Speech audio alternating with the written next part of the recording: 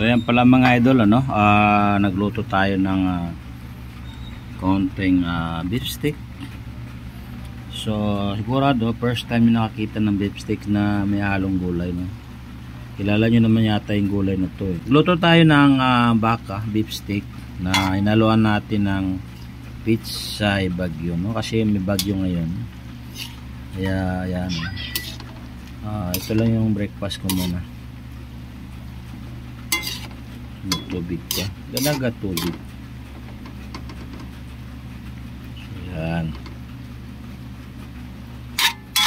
Sarap to guys, try nyo magluto ng baka na meron siyang pizza bagyo.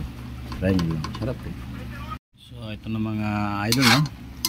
Haluin na natin ng haluin. So, may mga lamas na to na nailagay. Haluin natin ng haluin para mabawasan yung sabaw.